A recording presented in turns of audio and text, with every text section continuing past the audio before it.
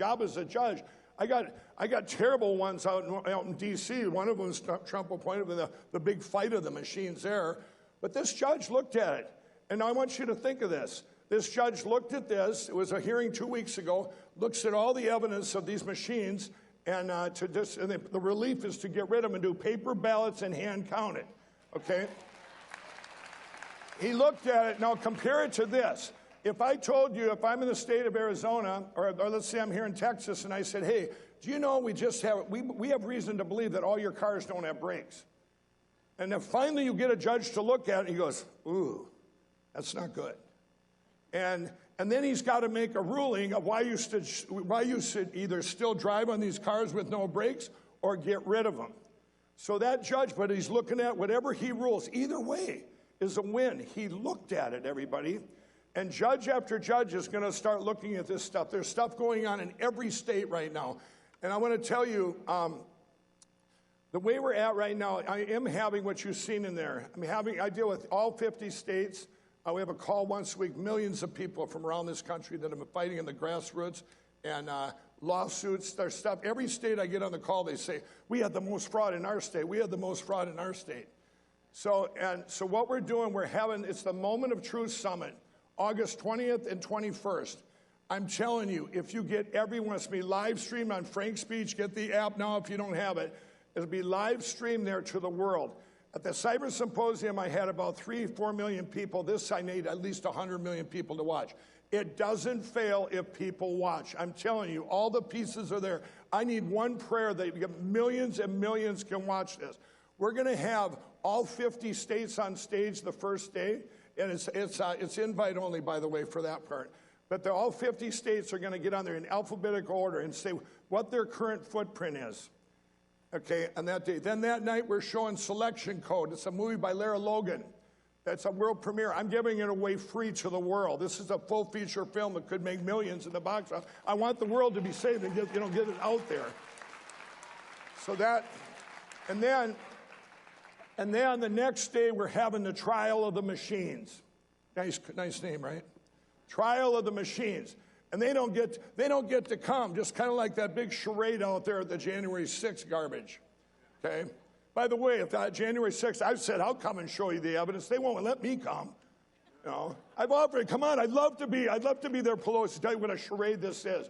You guys all know the FBI ruled that there was a year ago on June 26th that there was no collusion with Donald Trump or his backers. It should have been over then. It's a joke.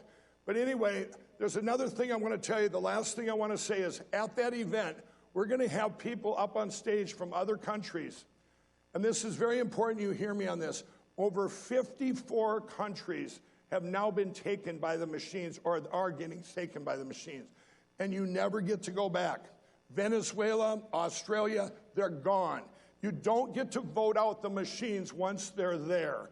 Once they're there, you don't get your country back.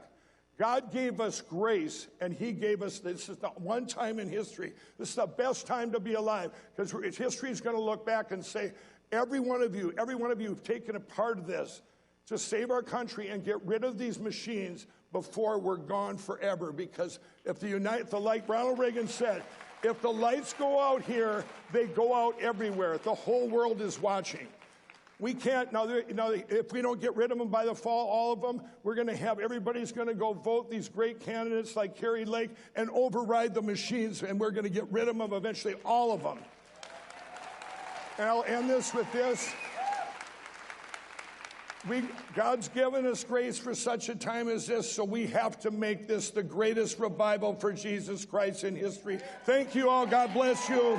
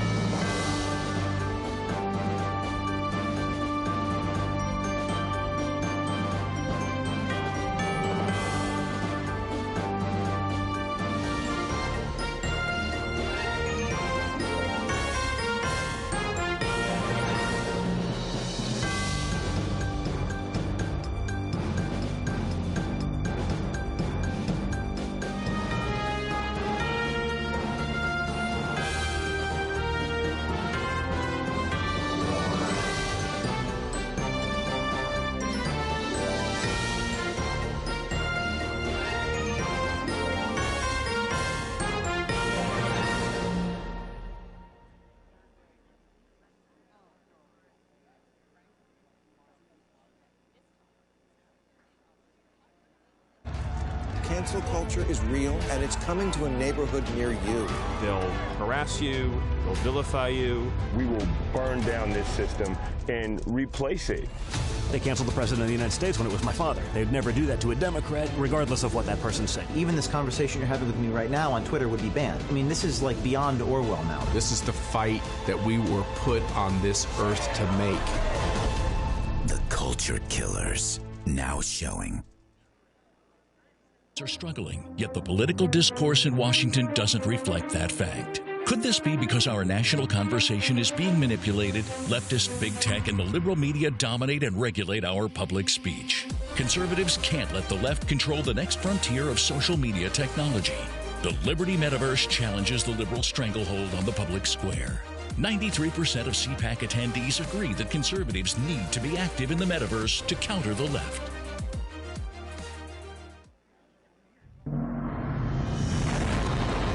There's really a great desecration going on.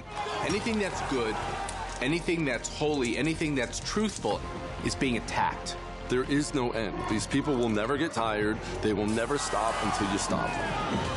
The land of the free. More than half the registered voters saw their freedom threatened by a growing cancel culture. Under siege by an enemy from within. The Black Lives Matter movement is a Marxist organization. We will burn down this system and replace it, all right? They do all have one thing in common, and that is an internet mob mentality. Troubling allegations fired after accusations of racism, a modern-day witch hunt. Another challenge to free speech. They'll harass you, they'll vilify you. Cancel culture is real, and it's coming to a neighborhood near you. You will lose your job. You'll be kicked out of the store. You won't have your place in society. They want you to be quiet. What's been shocking to watch is that the press, they're part of cancel culture. The New York Times fired their editor because he dared to run an op-ed from a Republican senator. They don't want to debate. Free speech is unhelpful to them. I don't think parents should be telling schools what they should teach. Calling parents domestic terrorists. This is an unlawful arrest. I have a First Amendment right. If we take over these school boards, we can combat the ridiculousness and the racist aspects of critical race theory.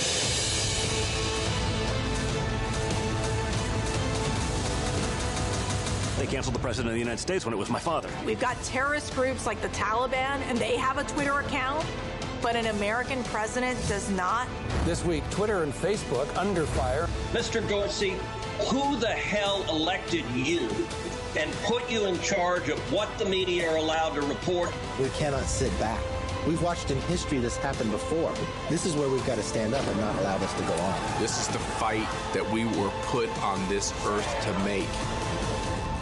The Culture Killers. Even this conversation you're having with me right now on Twitter would be banned. I mean, this is like beyond Orwell now.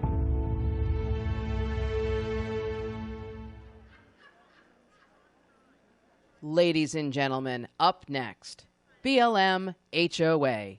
Please welcome author Diehl Hudson, director of The Culture Killers, Jason Killian Meath, and your host, CPAC chairman, Matt Schlapp.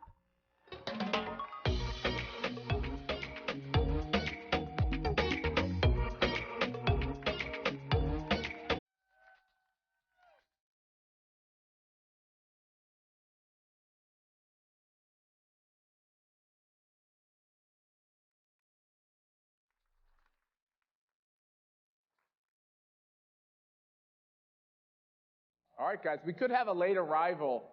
Mercedes has been on Fox News, and she's running to the, so she might join us here, which will make it much better. Perfect. All right, Diehl, take it away. So, I am very excited to be here with my co-author, Matt Schlapp. What inspired this particular gathering was our book, The Desecrators, which we hope all of you own. And which the importance of that book is simple. It names the enemy. The enemy is those who want to desecrate all we believe in, how we understand the world, that God created man and woman And God created laws. God created an understanding of the human person that does not allow unjustified harm to come to that person, especially abortion. And out of this book, our friend Jason here has created a magnificent film, which is fantastic, except for one thing. I'm not in it. How'd that happen?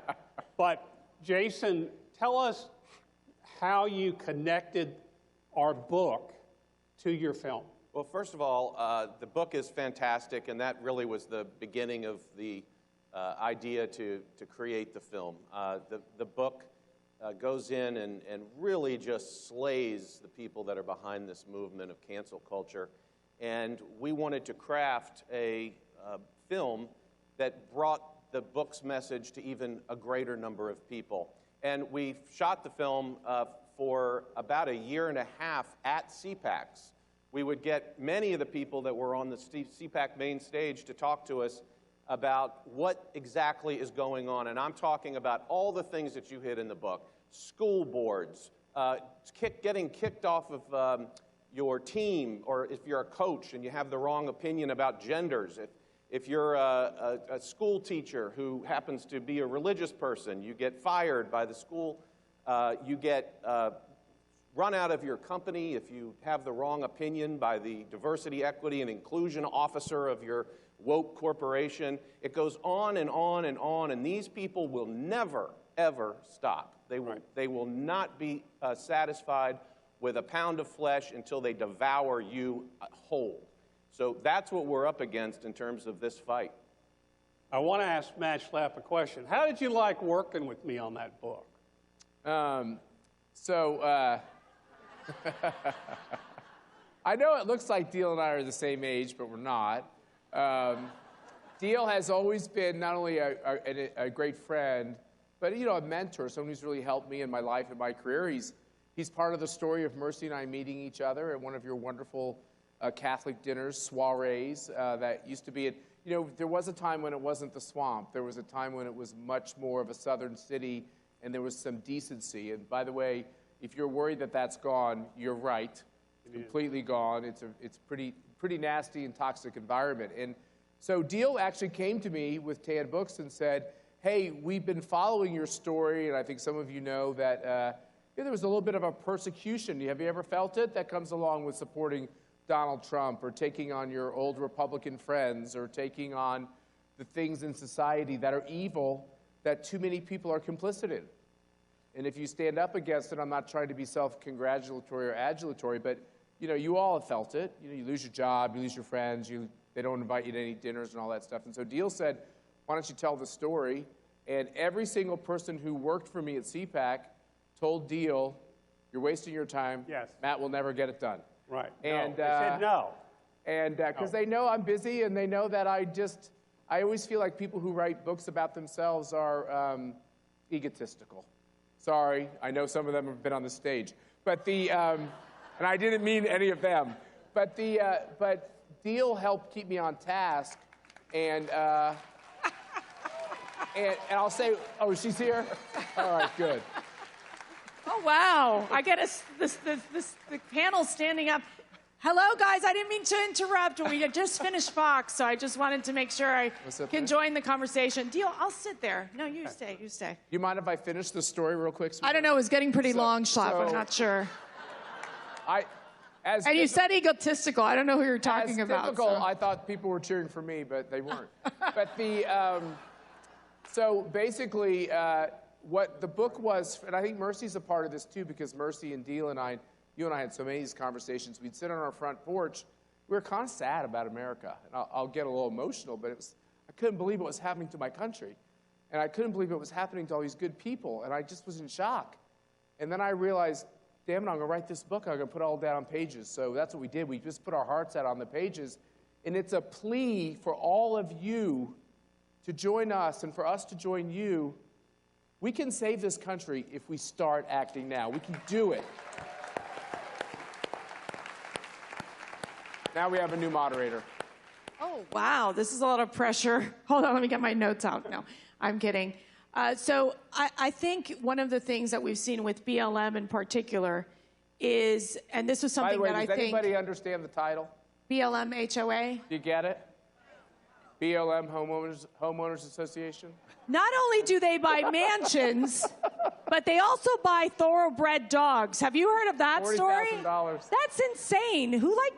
It was insane when I saw this. I mean, talk about the fact that there's been no accountability against this organization that took millions of dollars from woke corporations, and then they spent time, these corporations, canceling anyone who would criticize BLM. And I think, you know, Jason, you captured this so well in the Culture Killers documentary. It's an award-winning documentary. If you haven't seen it, please, please, please go to conservative.org, and also Prime Video, you can get it as well. Amazon Prime and also Rumble. Okay, so explain to us like what you saw when you were talking to these individuals on the issue of BLM. You know, it was a little depressing because you looked at all of these throngs of people, Antifa, BLM, all of this video scoured. We scoured thousands of hours of video of these people. They're evil. They don't want you to have the life that you want to live as a Judeo-Christian values. They don't want you to have a nuclear family. They don't want kids to grow up with a mother and a father. They're opposed to these things. And I'm going to give you a new date that I think is pretty important. And maybe we should have a panel, and maybe it should be called the May 31st panel, just like we have a January 6th panel. Because May 31st was the day that these groups surrounded the White House. Right. And they burned the church across from the White House, and they tried tearing down the statues in Lafayette Park, and they wouldn't stop. They used violence. They tried crawling the fences of the White House and basically storming it. And we should have an investigation of the May 31st, because who are these? We need to round them up and send a lot of these people to jail. So the May 31st Schlapp saga was that Matt Schlapp went undercover into Washington when that whole thing was going down. Give them the description of what you witnessed. Well, I don't know if I'm supposed to say it, but I wasn't the impetus for it. We were actually in McLean, Virginia with Laura Ingraham and her family and other good friends and CPAC supporters, and we just couldn't believe what was happening. Once again, we're in a state of shock, and it was Laura who said, let's go down there and see this. Like, it's not being reported accurately. By the way, she's one tough mother. And we all got dressed up in our camouflage gear, and back then, you know, the masks, and so we're all doing masks and hats, and I was borrowing the football gear from our host's son, and my only problem is I had tasseled loafers on. So I got all ready, and my daughters looked at me, and they're like, Dad, you're so going to get hit. Look at your shoes. But we went down into it, and I have to say, all you could smell was drugs. There were no cops. It was complete pandemonium. It was like a scene from a movie, you know, Escape from New York or one of these end-of-the-world things, and it was like, you couldn't believe it. I saw them spray painting. They had cans of spray paint. Okay, spray paint's not the end of the world, but the desecration that was going on live, no cops, nobody's saying a word. The fires get started. More than one fire got started. They almost breached, think about this, you'll never read it. They almost breached the 18 acres of the White House. Dozens and dozens and dozens of cops and Secret Service agents were seriously injured. You'll never read or hear about that. The President of the United States, the leader of the free world, has to be taken to a bunker. For the first time in our history, outside of the Civil War, the president has to go into a bunker because other Americans, right, are trying to breach the duly elected president who they spent every moment of every day saying he wasn't duly elected. But you are an insurrectionist if you believe in voter ID. That's the insanity of what's going on. I've got something to add. Deal. This is when you have to understand our history, the history of not only our nation, but of the modern world.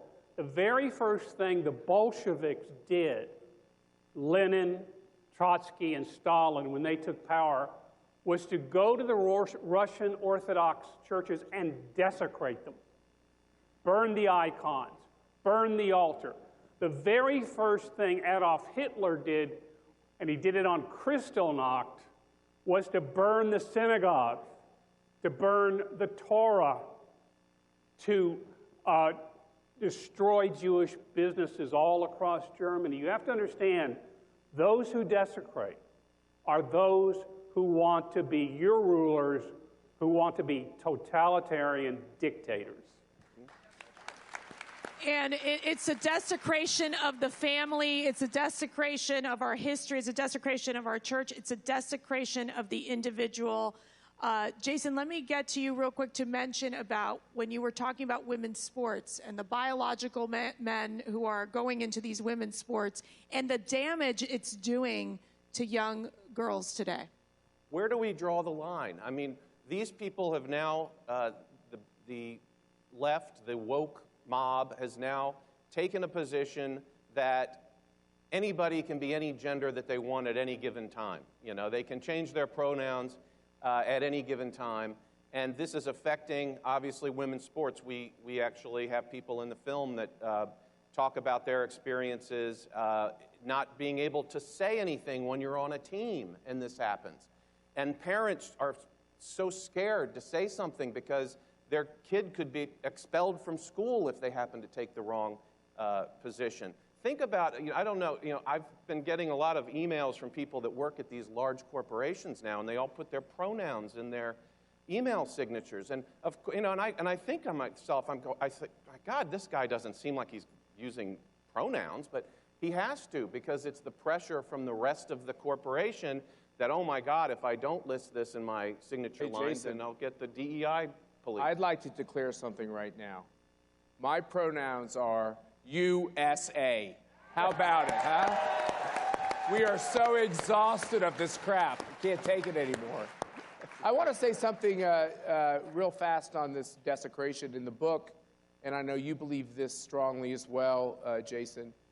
You know, what's the worst desecration possible than saying there's something wrong with that unborn child and it can't be accepted? You know, we have been, CPAC as an organization and all of you, we're all called racists, bigots, anti-Semites, homophobes, Islamophobes, all these things.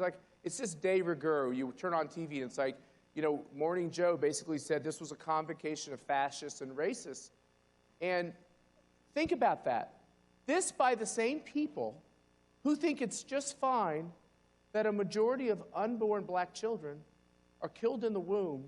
They don't ever have a problem with that. These unborn children, many of, talk about the rainbow of colors. Not only do they not talk about it, they want to pay for it, they want to encourage it, they want as many of these children to not join the human family here in society as possible. How dare they with that hypocrisy? Why don't we do a better job of calling that out? That's racism. Well, that is racism. And I say, don't cave in on the pronoun situation. I remember I was talking to a dear friend of mine who she said, you know what? It's just the way the world is going. We are not part of this world. We have greater treasures waiting for us. And let me tell you something. If you cave in now, it will never stop. So I want to ask Deal, I know it's really easy to say, don't cave in, let's stand strong. But how do we do this? How do we get through this battle right now that we're living? We don't care what other people think of us. Yeah. That's right. When people disagree with us, it is a call for us to convert them. It is a call for us to tell them what we believe in, what we know is true. And I want to say a short word to all of you who are not religious, who consider yourself not religious. When you go through the catalog of basic values that make our country, liberty, human rights, human dignity, freedom, they all come out of the Judeo-Christian religion. So at least respect where they came from. Because we are in this together, and there's no reason for those of you that do not go to church or whatever, not to be arm in arm with those of us who proudly declare our faith. Yep. And, you know, just to add to that, some of the worst offenders out there are Republicans, lawmakers that are Republicans, that fire people on their staff because they say the wrong thing or did the wrong thing. And those aren't the right thing. Right, they did the right thing, but they say that they did the wrong thing because the woke mob wants the pound of flesh. And these aren't the people that we need in our party. These are the rhinos that need to go. Jason, if you were to do a culture, I don't want to say killers, but let's call it culture saviors. Yeah. How would that be? What would that documentary look like? It would look like this room, basically. Yeah. These are the people that know exactly what's going on out there, and we have to fight back.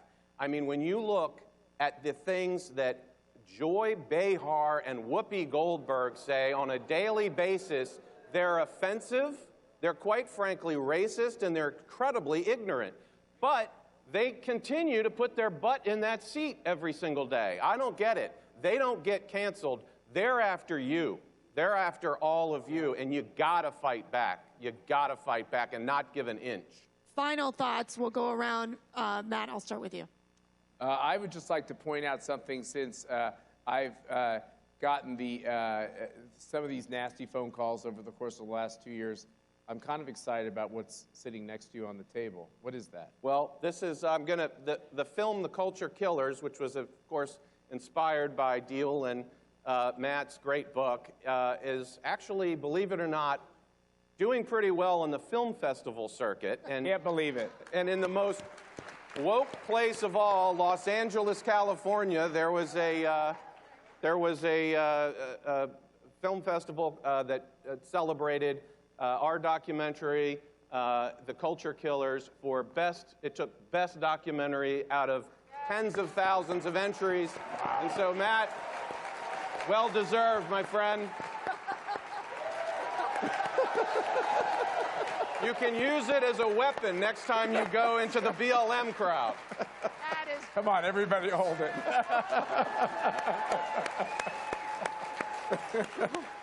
That's awesome. All right, quick final thoughts. Deal? My final thought is, look, you've got to confront these people who try to put you down, who try to cancel you, who try to dismiss you. You've got to have not only the willingness and the courage to respond, you have to have the arguments.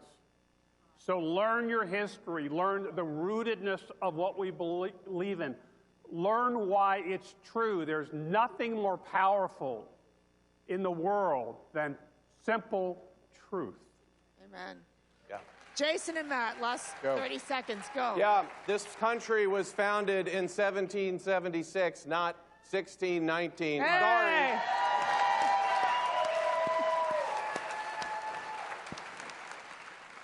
Mine's the simplest. You know, you have that TV clicker? It's got a button on it called power. Turn it off. Okay, just and turn it off. I just want to say, when I go to the red carpet, I'll wear the Let's Go Brandon dress, okay, for the short movie, all right? All right, guys, you were all wonderful. Thank you so much. Here.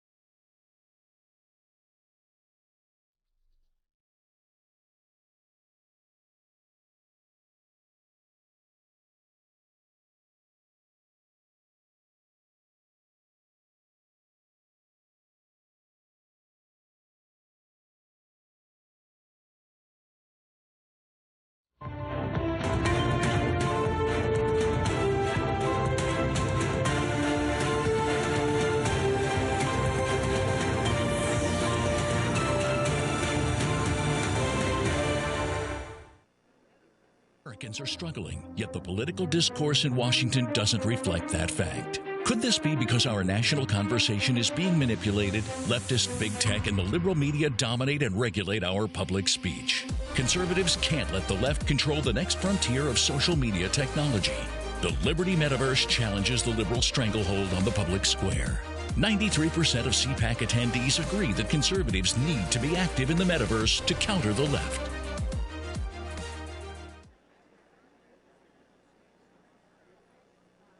Hi everyone, this is Ryan McEnany. I am here to tell you about a fun project I've been working on. It's called The Right Stuff. It is a conservative, invite-only dating app. There is nothing worse than when you start to develop feelings for someone or you're on a date and you realize they're a Democrat. That's a non-negotiable in my book, so The Right Stuff is going to help with that. Sign up today by going to joinrightstuff.com. Again, that's joinrightstuff.com.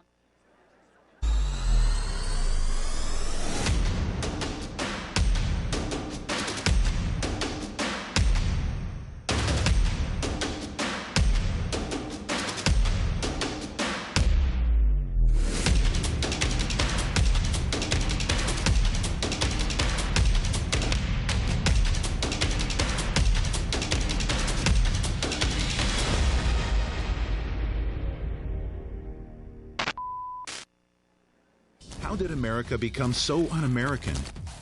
Why do we let big tech control what we read, what we hear, and what we say? This is not who we are. With Parler, we can be a nation where freedom of speech reigns supreme, where we can agree to disagree,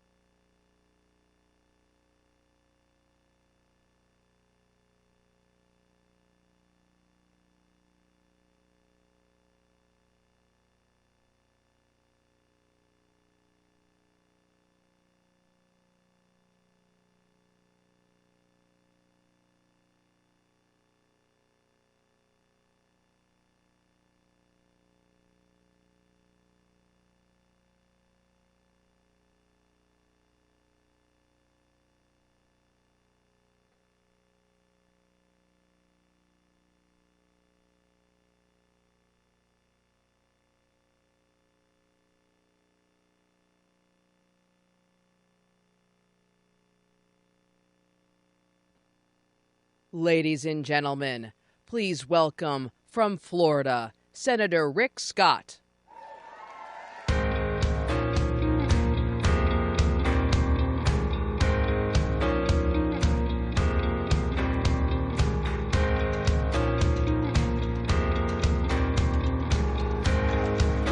Good morning.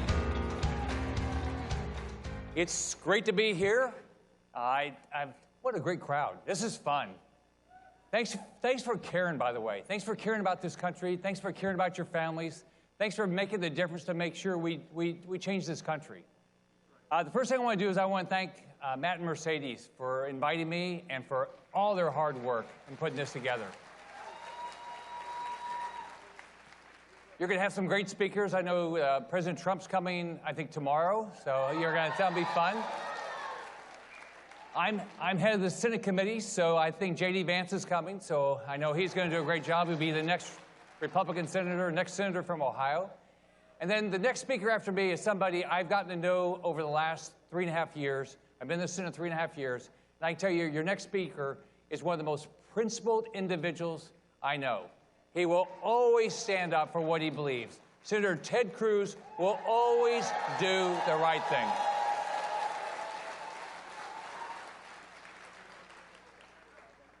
Great nations don't automatically last forever. Writing about Rome, historian Will Durant said, "A great civilization is not conquered from without until it has first destroyed itself from within." Think about that. Great civilizations that have collapsed or been conquered by a foreign adversary were first hollowed out from the inside. We Americans were the most spoiled people on earth. We have been given such a great heritage, and we've taken it for granted. The founding fathers of our country, men like George Washington, Thomas Jefferson, James Madison, men who are now considered to be evil racists according to the top scholars in America's most elite universities. These men set us on a course for success the world has never before seen. We survived the War of 1812, the Civil War, World War I and II, Korea, Vietnam, the Cold War. But now, today, we face the greatest danger we have ever faced.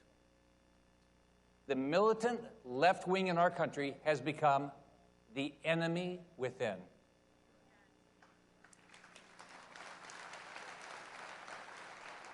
They're going to say, oh, that's pretty dramatic.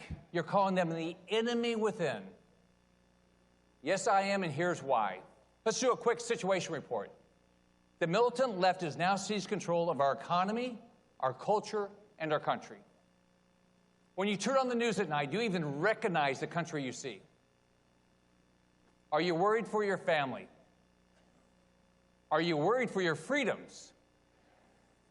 The woke left now controls the Democrat Party, the entire federal government, the news media, academia, big tech, Hollywood, most corporate boardrooms, and now even some of our top military leaders. They are working hard to redefine our country, silence their opponents, and that means each of you. They're destroying about just everything they touch, and they've got their hands on everything. Here's the thing about what they're trying to destroy: American patriotism, border security, American history, gender, traditional morality, capitalism, fiscal responsibility, opportunity, rugged individualism, Judeo-Christian values, free speech, law enforcement, religious liberty, parental involvement in schools, and even private ownership of firearms. The woke left wants all of that gone. They want to end the American experiment. They want to replace freedom with their control. The elites in the government are telling us what we can and cannot believe, what we can think and what we can do. They want to completely control our lives. Woke government-run schools, woke government-run healthcare, woke government-run media, woke government-run everything. In their new socialist order, everyone will obey and no one will be allowed to complain. If you do speak up, boom, you're going to be canceled. Your views, if you don't conform with big tech, Fauci, or Neil Young, you're going to be taken off Spotify, YouTube, Facebook, and Twitter. The militant left in America are the modern-day version of book burners.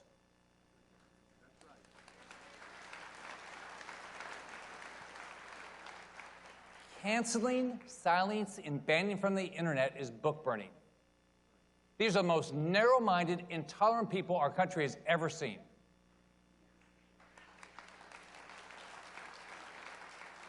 They are completely ignorant of both world history and American history. Socialism leads to two things: poverty and oppression. Socialism is not a new idea. It's one of the dumbest, oldest, and most discredited ideas of the 20th century that resulted in the deaths of 100 million people. Yet these Democrats, who have no idea how the real world works, are acting like they just invented socialism. The modern wacky left Democrat has never read George Orwell. They don't know they're making his predictions come true. Let's be clear. What the militant left is now proposing is not simply wrong, it is evil.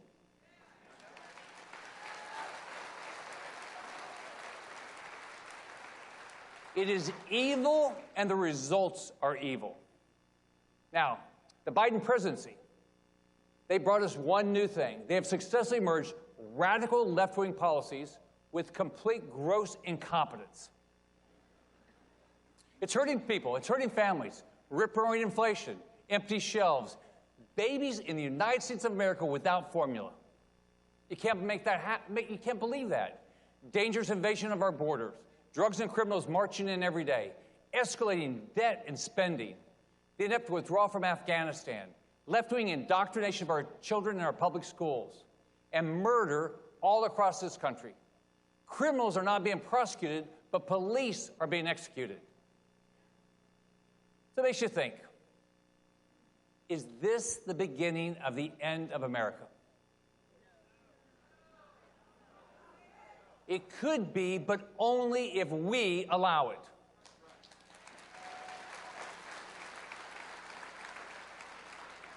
Now, here's the good news. The backlash is coming. The opposition is building. Americans in flyover country have had enough of this woke, elitist nonsense.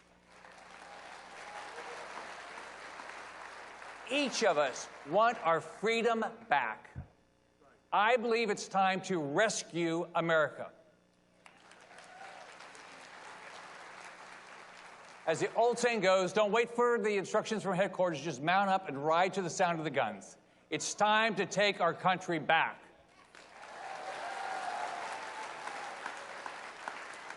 This fall, the American people are going to give a complete butt-kicking to the Democrats.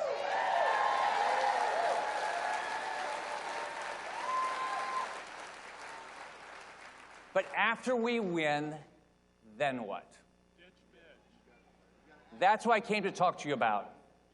If the Republicans return to Washington's business as usual, if we have no bigger plan than be a speed bump on the road to socialism, we don't deserve to govern.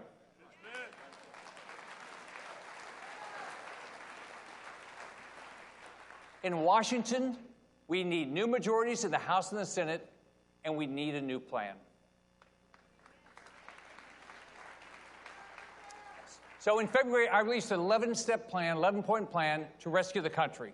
It's got 128 very specific policy ideas. Look, I'm a business guy. I built businesses all my life. I believe the hour is late for this country, and if we don't have a plan, nothing's going to happen. We can't just say, oh, gosh, we're going to do our best and hope it all works out. If you want to turn something around, you make a plan, you make big changes, and you do it today.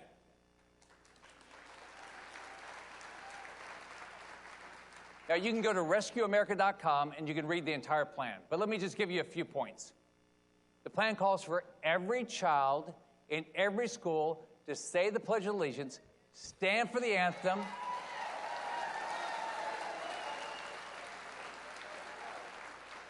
and learn that America is the greatest country in this world.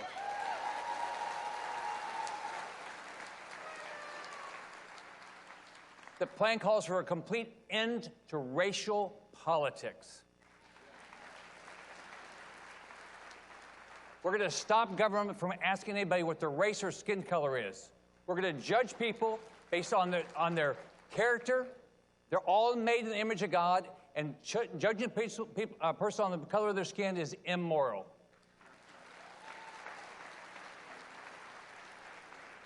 The plan says we're going to treat socialism as a foreign adversary, and we're going to use all force to stop it from destroying this great country.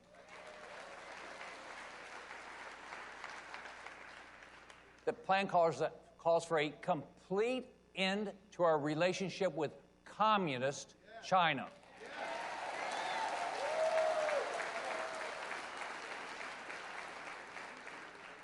We've got to extract ourselves from dependence on communist China and stop buying their products. When you see something that says made in China, send it back. They want to destroy us. We cannot rely on them for anything. Not pharmaceuticals, computer chips, TVs, clothing, cheap toys, any of their crap. Now, the next one's going to make me a little less popular in Washington. I think we ought to have term limits for politicians.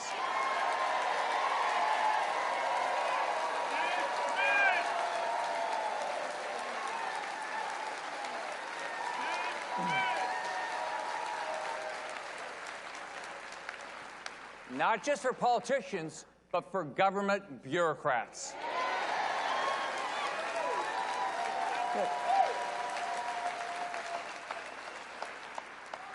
We have to eliminate this permanent ruling class in Washington that thinks our government belongs to them. It doesn't. Now, here's some controversial things. Men are men. Women are women. Unborn babies are human beings. Science confirms that. The plan calls for a complete end to voter fraud and for protecting the integrity of each and every election. Look, the Democrats know they can't win any elections with their crazy woke ideas, so that what they want to do, they want to rig elections, institutionalize voter fraud. We're not going to allow it. We're going to declare a complete end to the foolish, soft-on-crime ideas that are destroying our country, our cities, and killing innocent Americans. If you don't prosecute, if you're a prosecutor and you don't prosecute, you're going to get fired.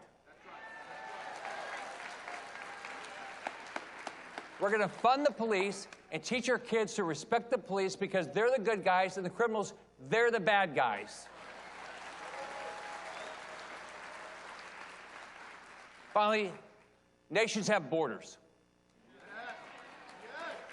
We're going to secure a border, build the damn wall, and when we finish it, we're going to name it after President Donald J. Trump.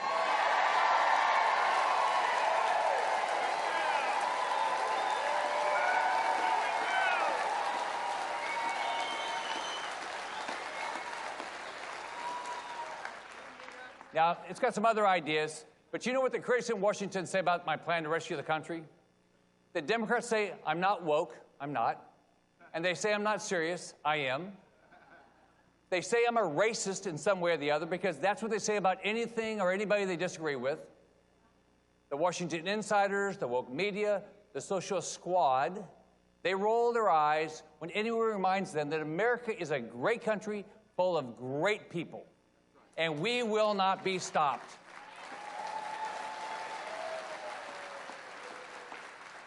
In Washington, they tell us our plan won't work and nothing's going to change. Washington is full of do-nothing people who believe that no conservative can change ever. They're wrong. But nothing will change as long as they're in charge. And that's why we're going to get rid of them.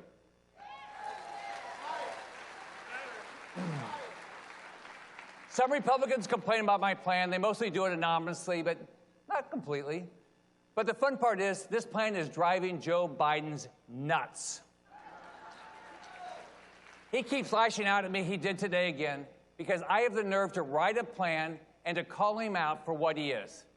I regard this as a badge of honor. People in Washington, they all tiptoe around the truth. They're afraid to tell the truth. Joe Biden is incapacitated and incompetent, and leading us to a recession.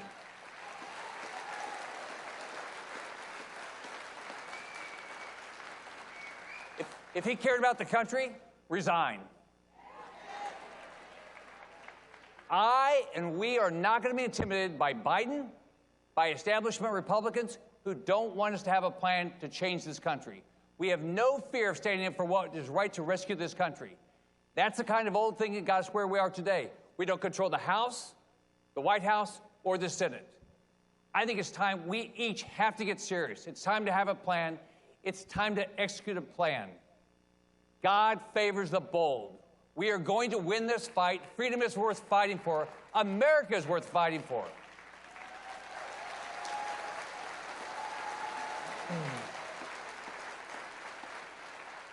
I hope you'll download the plan, read the plan, give me your ideas. Look, we're going to continue to make changes. You're not going to agree with everything. That's okay.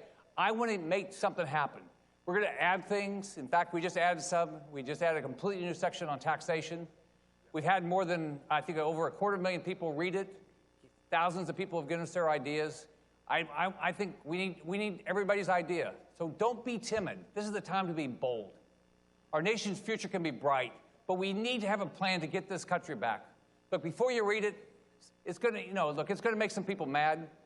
It's good. It's not for the faint of heart. It's going to trigger some people. I think that's good. It's going to strike heart and fear of some Republicans that don't want change. If it doesn't scare the people in Washington, we didn't aim high enough. We've got to make change.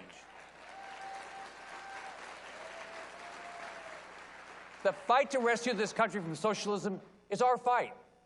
The fight for freedom is the fight of our lifetime.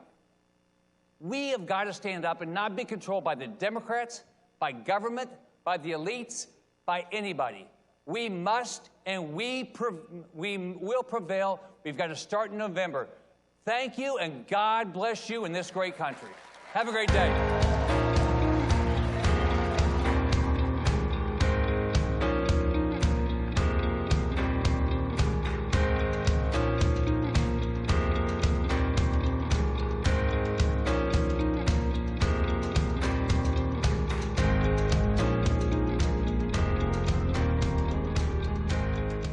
If we look to the answer as to why for so many years we achieved so much, prospered as no other people on earth, it was because here in this land we unleashed the energy and individual genius of man to a greater extent than has ever been done before. Men and women who raise our food, patrol our streets, man our mines and factories, teach our children, keep our homes, and heal us when we're sick. Professionals, industrialists, shopkeepers, clerks, cabbies, and truck drivers.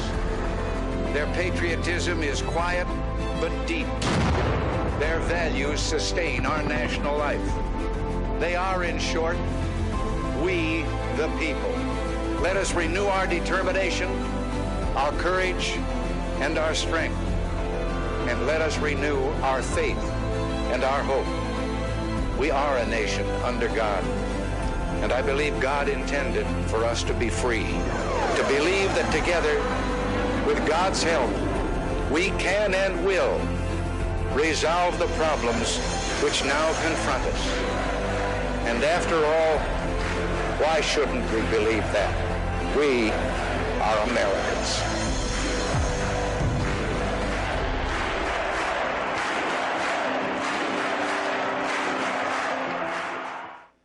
Hey everyone, it's Candace Owens, and I so wish that I was with you all at CPAC Dallas. I never wanted to miss it, but as many of you know, I just welcomed my second child and my first daughter, Louise Marie Farmer.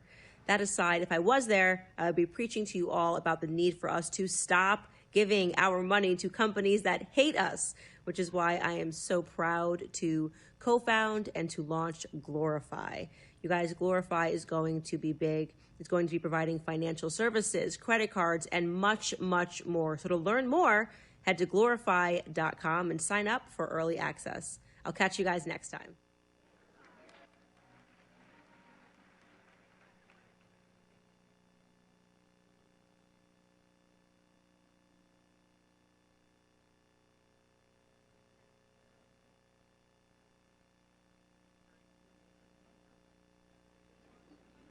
Ladies and gentlemen, from the great state of Texas, please welcome Senator Ted Cruz.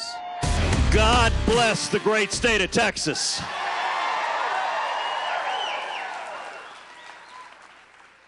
Welcome to the land of the free and the home of the brave. You know, I got to say, I love CPAC being in Texas. Reminds me of an old line that you never ask someone if they're from Texas. Because if they are, they'll tell you. And if they're not, you don't want to embarrass them. As I look around this room of patriots, as I look around and I see American flags and I see Gadsden flags and I see the Gonzales battle flag, come and take it. It occurs to me that the Biden FBI believes this is a room of dangerous radicals. And you know what? They're right.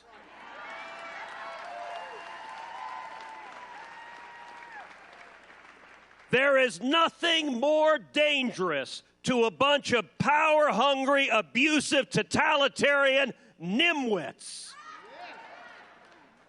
than a free and empowered and energized American people taking our country back.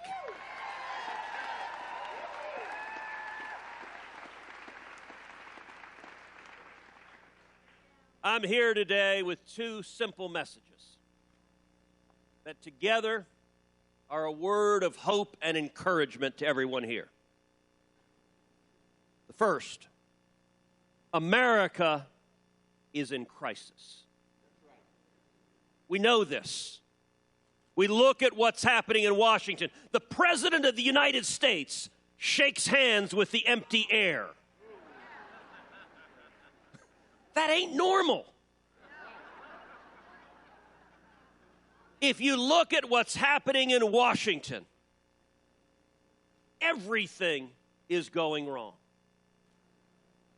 We got out of control inflation. The cost of everything is going through the roof. The cost of food, through the roof. The cost of electricity, through the roof. The cost of health care, through the roof. The cost of gasoline, through the roof. It's so bad, Antifa can't afford bricks. It is so bad, Eric Swalwell can't afford Chinese dinners.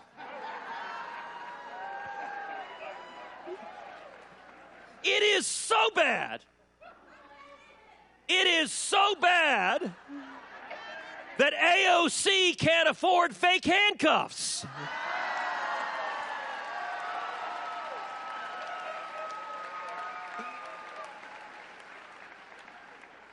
We have crime skyrocketing across the country, murder rates going up, carjacking rates going up. We have chaos at the southern border, the worst illegal immigration we have seen in 62 years. And as bad as the domestic and economic policy has been, the foreign policy is even worse. Every single region on earth has gotten worse. Every enemy of America is stronger. It's so bad, we sent Nancy Pelosi to Taiwan and they were happy.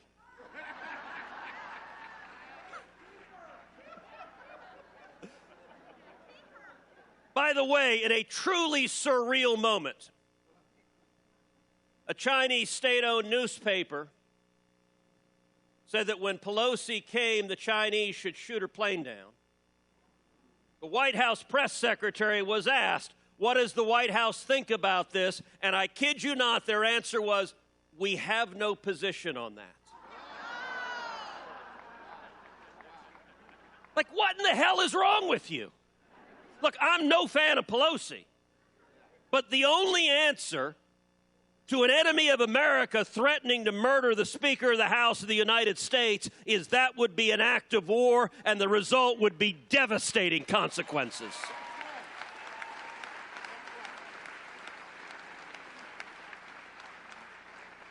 and the weakness and appeasement that comes from these cheese-eating surrender monkeys is making America and the entire world far less safe. Now, some of y'all might be thinking, you know, Ted, you said you were going to encourage us.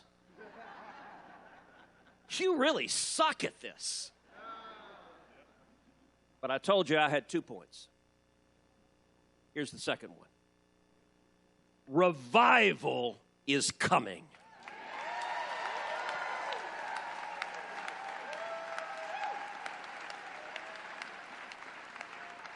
And I believe that with all my heart. You know, across American history, politics has always had a natural pendulum sense to it. One party gets in power, they go too far one direction, and the American people pull it back. Every terrible idea that comes out of Joe Biden and Kamala Harris, part of me grieves, but part of me celebrates. Because it's opening people's eyes, and it is accelerating people coming back. We are going to see in November not just a red wave, but a tsunami sweeping this country.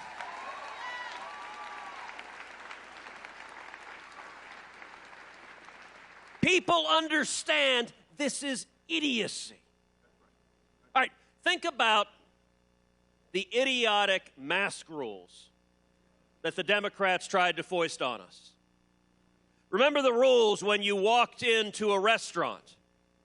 If you walk into a restaurant, you must wear a mask until you sit down. And then when you sit down, you can take your mask off. And remember, this is because of science. And actually, I got a theory. The COVID virus reacts to altitude. So at 6 feet, it is utterly deadly. At 3 feet, it is completely harmless, and it is a tonic for the bones.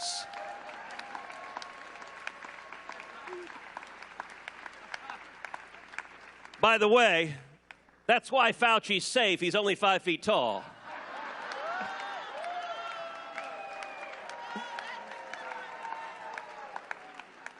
But people see this. People understand this, and they understand it doesn't make sense. You know, as I look out here, one of the things I love to see is all the young people here at CPAC.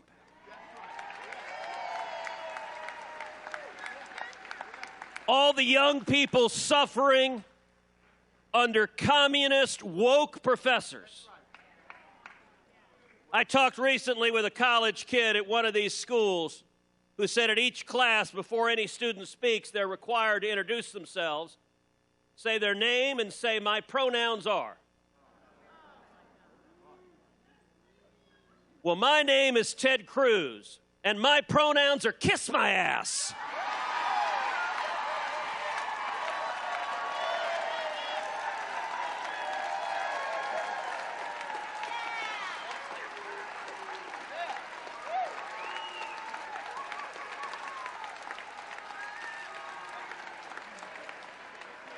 And what I got to tell you is, look, people know this. College kids know this. They may be afraid to say it.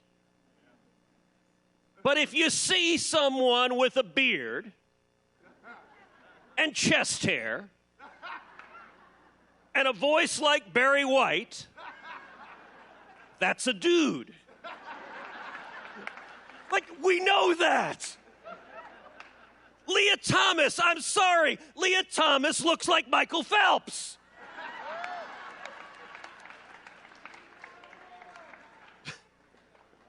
And people across the country, across the world are like, that don't make any sense. And it is powerful how people's eyes are opening up. It is powerful. Look, I'm focused right now on 3 things. Number 1, standing up and fighting every dumbass idea that comes out of Joe Biden and Kamala Harris and Chuck Schumer and Nancy Pelosi.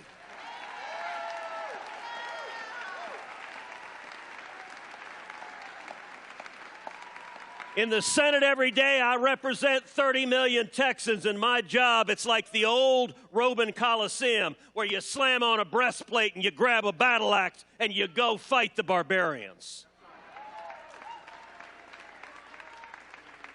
And as they say in the military world, it is a target-rich environment.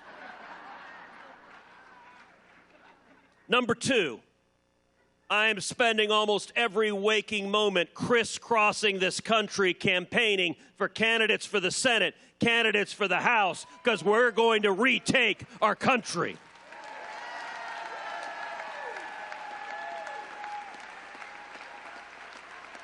I am on the road nonstop, number one, to win back the House and Senate, but number two, to actually elect real conservatives with backbone and principle, so that when we have a majority, we do something with it.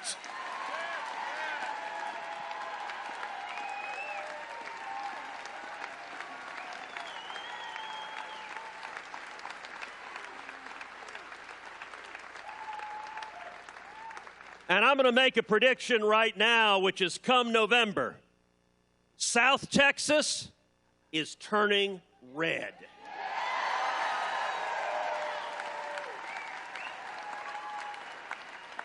We're going to elect not one, not two, but 3 Republicans from South Texas, all Hispanic women.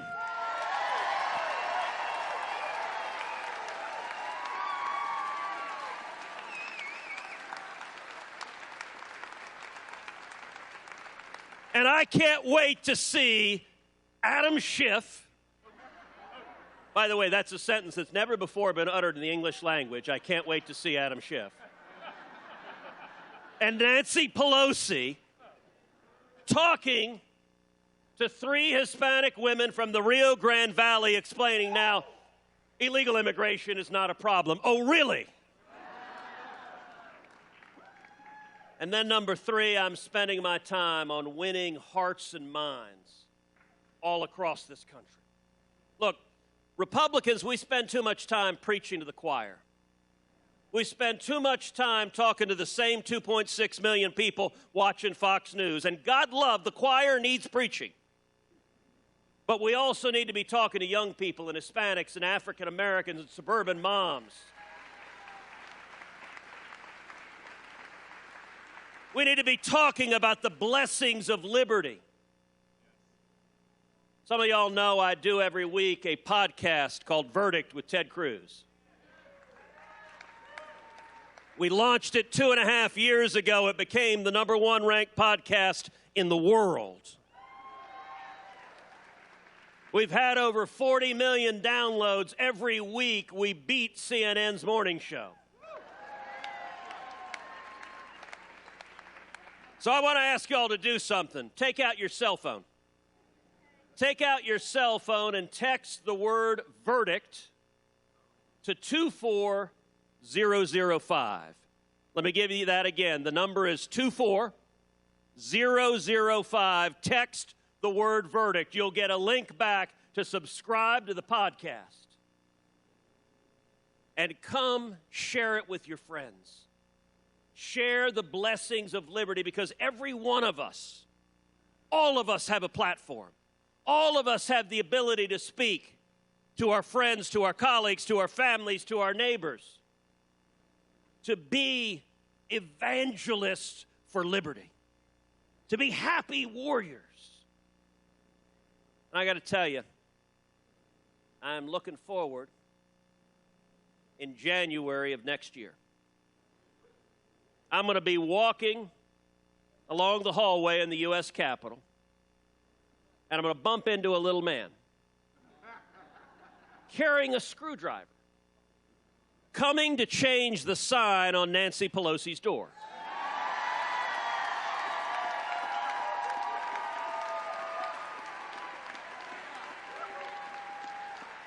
And Nancy is going to get on her broom. All right. That's not right. That's not fair. Nancy is going to get on her private jet, the USS Broom.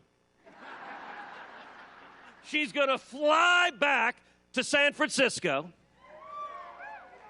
And actually, for her sake, I really hope her husband doesn't pick her up from the airport.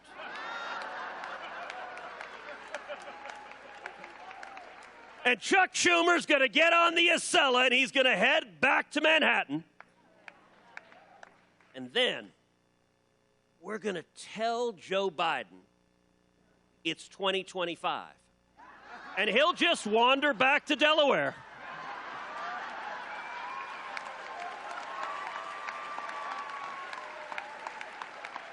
We are on the cusp of something extraordinary in this country.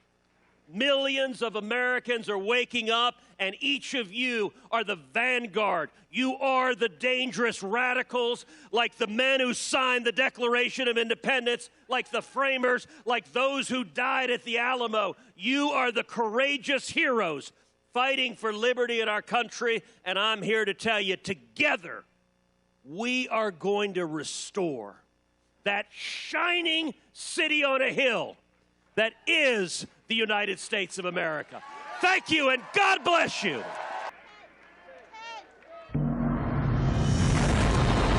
There's really a great desecration going on. Anything that's good, anything that's holy, anything that's truthful is being attacked. There is no end. These people will never get tired. They will never stop until you stop them. The land of the free. More than half the registered voters saw their freedom threatened by a growing cancel culture. Under siege by an enemy from within. The Black Lives Matter movement is a Marxist organization. We will burn down this system and replace it, all right?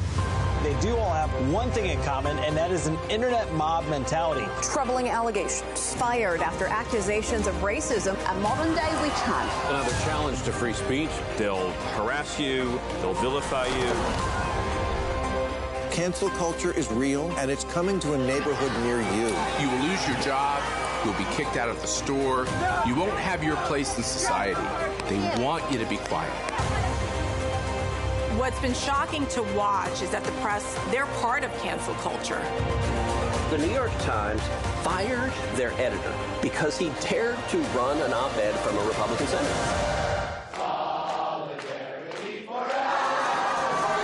Ultimately, they don't want to debate. Free speech is unhelpful to them. I don't think parents should be telling schools what they should teach. Calling parents domestic terrorists. This is an unlawful arrest. I have a First Amendment right. If we take over these school boards, we can combat the ridiculousness and the racist aspects of critical race theory.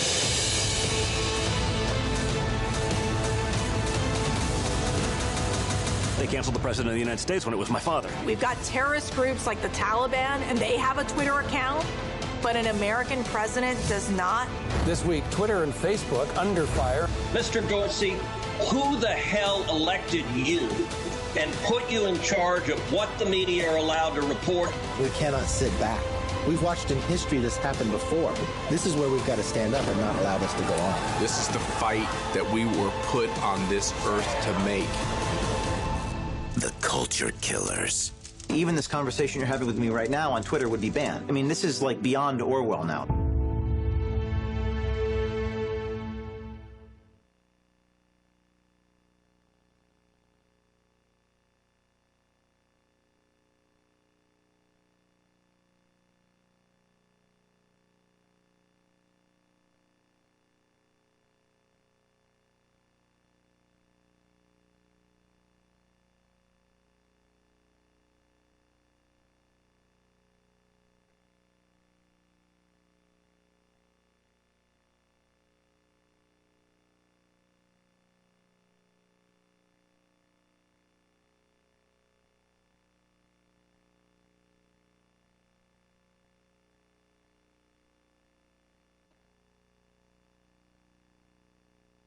Ladies and gentlemen, this is Biden's border crisis. Please welcome former Arizona news anchor Carrie Lake. From the great state of Texas, Congresswoman Mayra Flores. former Director of the U.S. Immigration and Customs Enforcement, Tom Homan, and your moderator, senior writer for townhall.com, Julio Rosas.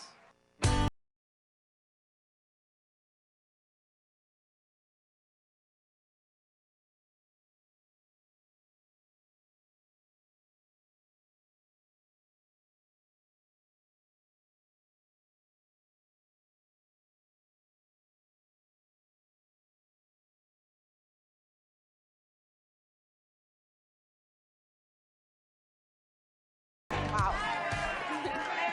Oh my gosh. Thank you.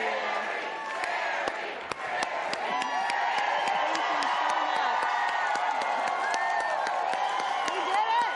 We did it! Whew. Wow, that was nice.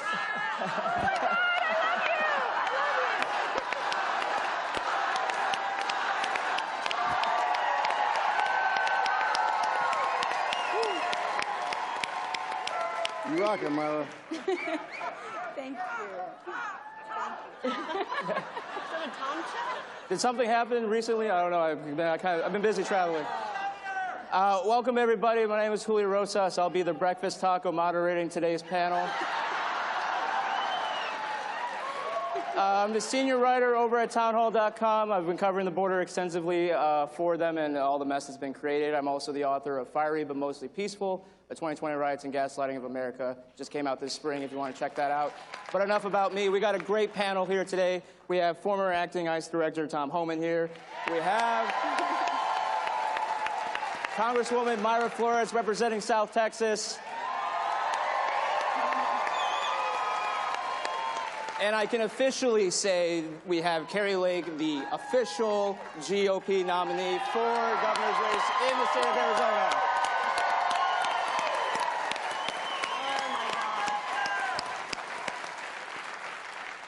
And just so you know, Julio, I was Myra's first endorsement. I also endorsed Kari, so I'm 2-0. Trump has nothing on me. So since we are here in the great state of Texas, I'm going to get home court advantage here over to the Congresswoman. So Congresswoman, you're from Mexico. You've lived in South Texas. You've been on both sides of the border for your entire life. You know more than anybody on this panel just how different things have become under the Biden administration. Bring it home for people. There are real people who live in South Texas, and they are Tejanos, and they're Hispanic, and they're Mexicans, and what have you. So how terrible have things become under the Biden administration? It really has changed everything for us. Like you said, I'm from Mexico and was blessed to come to this amazing country when I was 6 years old. And most of us in South Texas have families in Mexico. And my grandparents still live in Mexico. I cannot visit them as often as I wish. Most people in South Texas cannot visit their families as well because of the criminal organizations that have taken over the southern border. And it's only gotten worse ever since Biden got elected. I wish it was different. But this is really hurting us all, not just in South Texas, but really the entire country. We've had over 3 million people cross illegally into our country. Child sex trafficking is a real problem in this country. And if we want to stop child sex trafficking, we must secure our borders. And this should not be political. I heard it was racist securing the border, so I don't know. But what do I know? And so Kari, as someone who's going to be running for governor for a border state that's also been hit pretty hard, I've been to the Yuma sector. That has been one of the most hardest hit sectors along the entire southern border. We got people from, Colombia. We have Russians coming over there. Ecuador. I mean, it is one of those areas where it's not Mexicans. It's not even Northern Triangle countries. It's basically the entire world. So should you become governor, following this election, what concrete steps is your administration going to take to get things under control in Arizona? Well, I think one of the reasons that I won is that I have the most aggressive border security plan in the country that we've ever seen. And that's one of the reasons I got elected. Our plan is to call it what it is. We have an invasion at the border, and on day one, we're going to call it that. And we need to call it what it is in order to use the U.S. Constitution for a remedy. Article 1, Section 10 says that if we are in imminent danger, we're being invaded, and time is of the essence, then we can protect our own border. We don't need to wait for Joe Biden. We can't wait for Joe Biden. And so we're going to get down there. We're going to issue a declaration of invasion on day one as soon as my hand comes off the Bible. We're going to send our Arizona National Guard troops to the border and stop people from coming. We're going to finish President Trump's wall. And as a state, we're going to remember that we are sovereign. We created the federal government. They didn't create us. And we're not going to sit here with Joe Biden rolling out the welcome mat to the whole world. We can't accept people illegally like this. And nobody in Arizona wants an open border. They don't want the fentanyl pouring in. They don't want the cartels in control of our border. We want safety on our streets, and we want security. And we're going to do that for the people of Arizona starting on day one.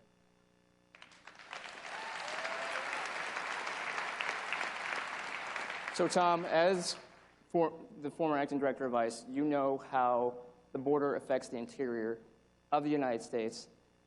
So can you really bring it home for not just the people here, but for the rest of the country, just how that happens? And then can you also tell us the current state of ICE and interior, basically border enforcement, or interior immigration enforcement? Well, look, at the same time President Biden opened up the border and went for the most secure border in my lifetime, under the greatest president in my lifetime, Donald Trump. At the same time, we had 1.7 million encounters, already got over 900,000 gotaways. So we're going to have 5 million by the time this fiscal year is over. At the same time they did that, they abolished the ICE mission. I always said they're not going to abolish ICE. They'll abolish the mission. They'll take their money away. That's exactly what they've done. In the same year you had record illegal immigration, ICE had the lowest number of arrests and removals in the history of the agency. When I was there, we did 409,000 in 1 year. They did 59,000 the same year had record illegal immigration. And 59,000 is not an actual number either, because 28,000 of those were under the last 3 months of Trump administration. So Joe Biden removed 26,000 people, and we already show we're capable of moving 409,000. When I was in charge of enforcement removal operations for 3 years, I oversaw the removal of over 1 million illegal aliens. And we're going to see it again in 2024. Trust me. But here's where I've gone. I am busy suing the hell out of this administration. I'm a senior fellow with a group called the Immigration Reform Law Institute. You need to look it up, irli.org. These are the finest immigration attorneys in the country. I'm a senior fellow with them. I testified in federal court in Houston 2 months ago, suing the administration on ICE priorities. We won, and we'll continue to win. We're like 6-0. So I'm going to continue suing this administration. I never thought after serving 6 presidents I would retire and sue one. But I've written more affidavits suing Biden than I ever wrote as an agent in 30 years. And I'm going to keep suing them with the help of Early. And folks, they need your help because they're up against the ACLU. We're a small group. We're going to sue the hell out of them. We're going to keep winning because this administration is lawless and they're violating federal law.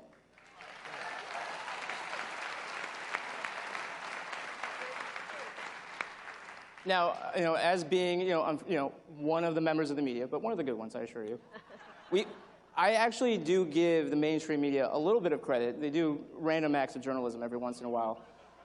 And they've done so with the border crisis. They've done a fairly decent job reporting on the numbers, kind of reporting on some other things that maybe some things I missed. But then it gets undercut, literally, yesterday from the New York Times. This is GOP governors cause havoc by busing migrants to the East Coast.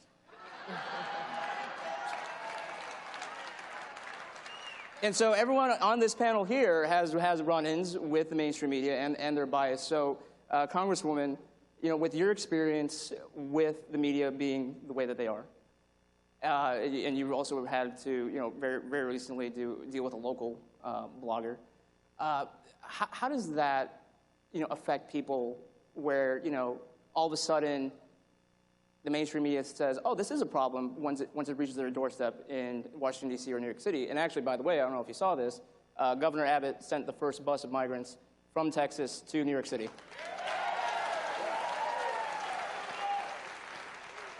So what are some of the things that the mainstream media is missing when they write stuff like this? Well, I think it's important that they understand, those states understand what we're going through, what we have been going through for a long time, ever since the Biden administration came in. They've destroyed the southern border. And, you know, look, it's their policies that have created this crisis.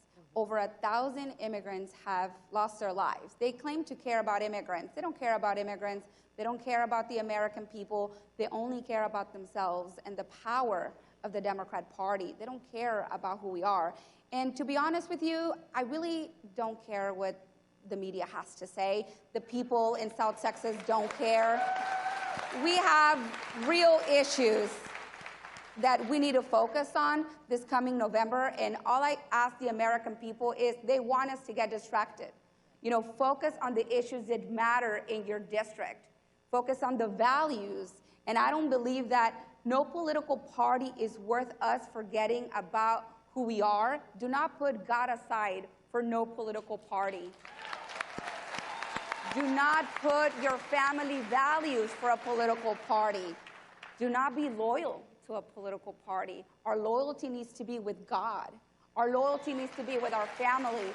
And I really do think that we need to start embracing our faith and our family values and strengthen them. And I think that we'll become a much better country. But to be honest with you, South Texas, Texas 34 can care less. We're focused on the issues that really matter to us. As someone who used to be in the media as well, it used to be on the dark side of things. Do you really want me to go after the media right now? Because I will.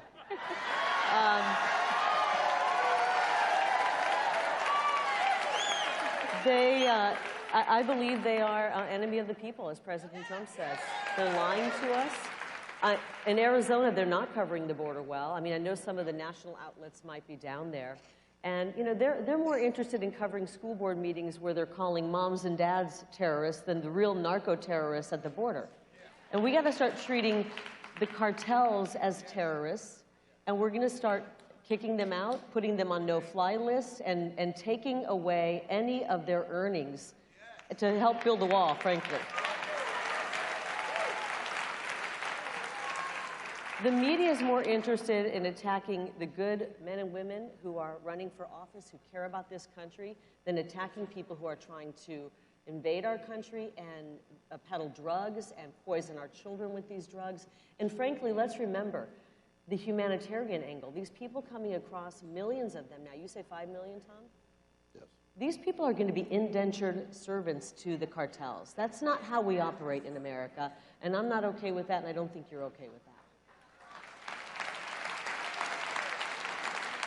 And I'm glad she brought that up, because that is something that a lot of people miss, is that once a lot of these people come into the United States and then they are released, the cartels doesn't say, okay, we're done with you now. They own them. They own them. And so they have to work off their debt. They go through a lot of terrible things, even after they've already gone through this very dangerous journey. And so, you know, Tom, I mean, again, with how egregious the media can be when it comes to covering the border. I mean, I was in Del Rio back in September when the Haitians were all coming in. And I remember all of a sudden news is breaking about, oh, Border Patrol is whipping these migrants. And it was started by this Twitter liberal activist, and the mainstream media just ran with it. It was unbelievable. And here I am, you know, we're at the bridge.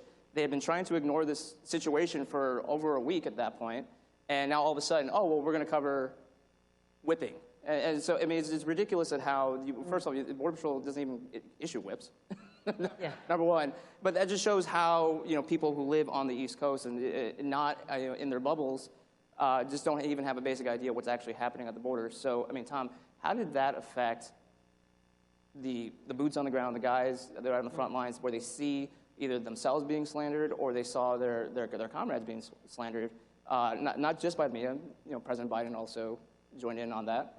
I mean, how did that just affect Look, them? as far as this, the media tried to cancel me for 3 years, but I don't give a shit.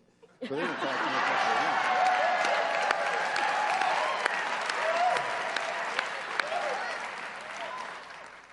But the men and women, I started my career as a Border Patrol agent, 1984. proudest moments of my life wearing that uniform every day. But the President of the United States, the Commander-in-Chief, in his first speech, and this is why the media is against him, the first speech President Biden gave was, the last administration would watch children starve to death on the banks of the Rio Grande and nothing about it. He's talking about the 20,000 men and women wearing that uniform who saved over 12,000 people last year. These are American patriots, the finest 1% this country has. And you got the Secretary of Homeland Security, Alejandro Mayorkas, who stands on stage and says the border's secure, the border's secure, the border's closed, while the men and women in Border Patrol are busting their ass 24/7. They've lost total respect in the Commander-in-Chief. They lost respect in the Homeland Security Secretary. I do everything I can for them on Fox. I fight for them every day because the day I retired, I promised the men and women of ICE and Border Patrol I may be retiring from this position, but I'll always have your six because they're the finest Americans on the face of the earth. They deserve better. And let me say one more thing about the Horse Patrol. The Horse Patrol did nothing wrong. I watched the video. I knew within 3 minutes they did nothing wrong. I was a Border Patrol agent. But the media attacked them. President, the Vice President, the Secretary of Homeland Security, everybody attacked them without looking at the facts. They had them guilty before the investigation went over. The investigation should have took 15 minutes because you can see they did nothing wrong. Now that they found out they didn't whip anybody, now they're trying to find other charges against them, which is the most un-American thing you can do to men and women who put it on the line every day to serve this nation. I have buried Border Patrol agents. I have buried ICE agents. For their Commander-in-Chief to attack them the way they do, he needs to be impeached.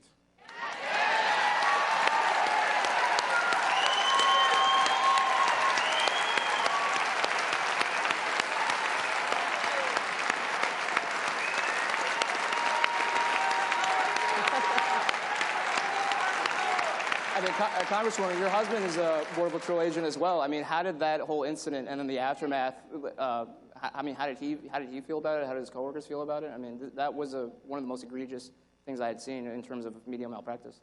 Yeah, it's heartbreaking to see. I'm a proud Border Patrol wife. If you're watching, I love you. You're my hero. You're our hero. I will always support our men and women in green for the service that they do. And it's really difficult. And it's not just difficult on them. It's difficult on the families. The constant disrespect. They don't understand that they're a familia. There are sons, there are daughters, there are husbands, there are neighbors.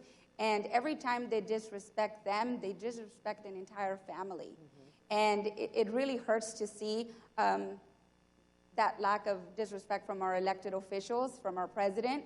Because again, to me, I just feel that this is something that we should all agree. Securing the borders, like, it used to not be like this. You know, Democrats, Republicans should all come together to stand with our men and women that are there to enforce the laws that we put in place, that they put in place.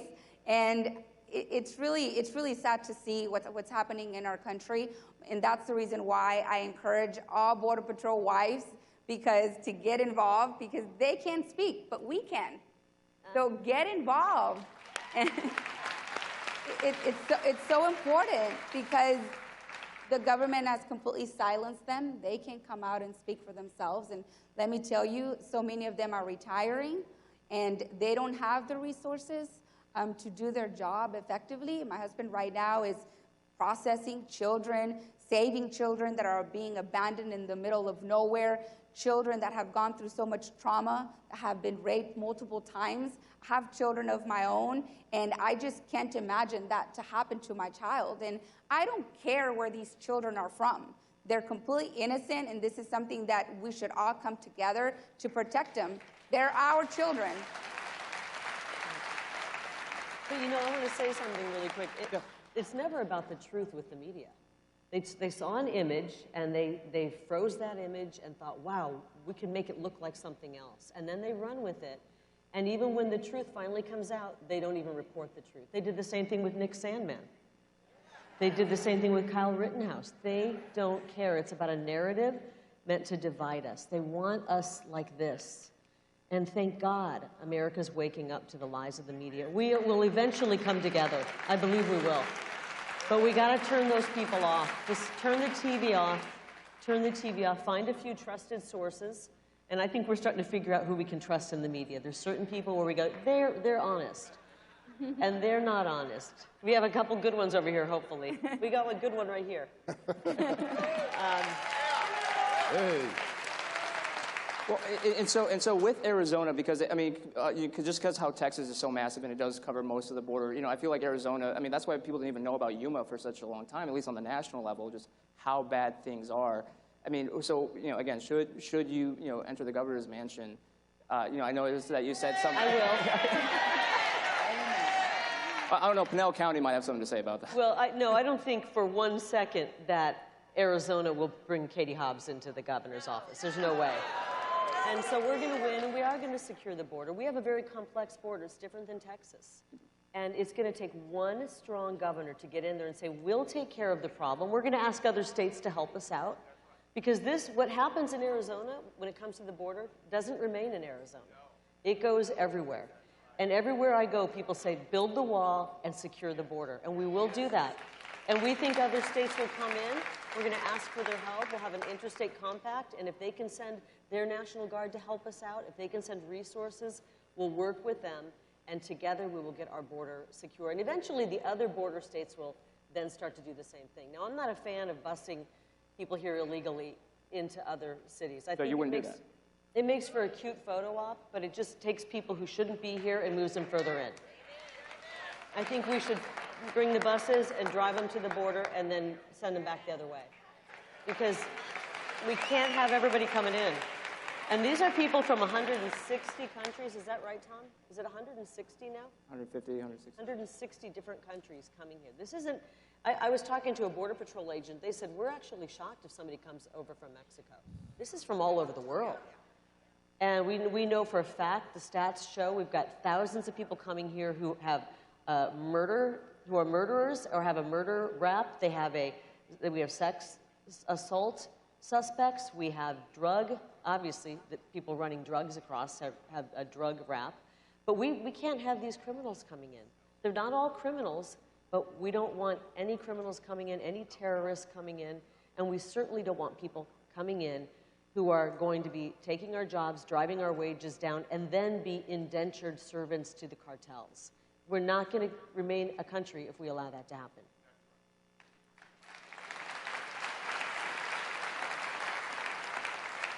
So, Tom, I mean, the answer might seem kind of obvious, but not to the Biden administration. But how do we fix this? You do what, as part of the Heritage Foundation, I met with over 100 GOP representatives up Capitol Hill 2 months ago. The first thing you do when they take control of the House, you impeach Mayorkas, get the hell out. That's right. Because not only has he violated his oath, but he's put this country in great danger. Kerry mentioned it. 160 different countries, natives from 160 countries have entered the United States. Border Patrol's arrested 53 people on the terrorist screening database. There's 900,000 gotaways. How many of that 900,000 gotaways came here to blow something up? There's Secretary of Homeland Security. He has no integrity. Would he tell the White House, I can't support the open borders anymore because it's putting this country at great risk? The second thing I would do is bring back the greatest president of my lifetime, Donald Trump, this year.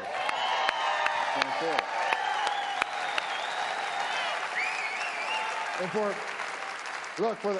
for the folks who don't like Donald Trump, I'll say this. I worked for 6 presidents starting with Ronald Reagan. Every one of them, even Clinton and Obama, had some plan to try to secure the border because they all knew you can't have national security without border security. But no one did more than President Trump. Stone cold fact. He shut immigration at the lowest level ever. And when you shut immigration, for the people that say Tom Homan and President Trump and Steve Miller, you're all vicious, no humanity. When immigration is at a 40-year low, down 83%, how many children aren't dying? How many children aren't being raped? How many billions the cartels not make? How many terrorists didn't get in the country? President Trump saved lives. So I would say,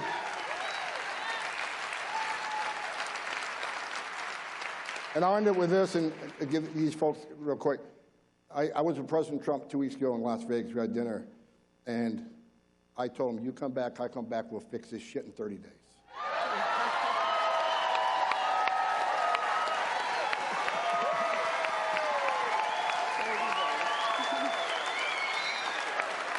do a quick wrap-up. Final words for you guys. Well, I agree. We have to impeach Mayorkas. It's a priority of mine as well. But I want people to know that the wall in South Texas actually was built during the Obama administration. And yet, during that time, no one called it racist. You know, and that just shows the hypocrisy. And I'm all about giving our Border Patrol agents the resources that they need. But right now, it's really the policies. This administration is putting in policies that are encouraging illegal immigration. And also, there is organizations in the United States that are going to South America, that are going to Mexico, and literally paying for their hotel, for their food, to come here to the United States. And they are taking advantage of these people that are in need, that are wanting to escape crime. Of course, I'm against illegal immigration, but it's also people from here, from this country, that are literally paying the entire way. And that's something that it's important that we understand, that we have our own enemy within. And there is good people. You know, I want y'all to know there is good people wanting to come here to work hard for the American dream. But we want them to come here legally. And that is why it's so important that we fix the immigration system, because it is broken. There's people that have been waiting 15, 20 years to come here to the United States. So we have to fix the legal process so good people can come here to the United States. And that is also a priority of mine as well. Final word. Well, I'm looking forward to getting in and showing the country that we as a state can take back our sovereignty and we can secure our own border. And we're going to prove that we can do this. We will take the fight to the federal government, because we're not going to sit here and be victim to what they're doing to us. So I thank you all for listening to us and being here. It's been a pleasure talking to you. Leave a round of applause for our panel here.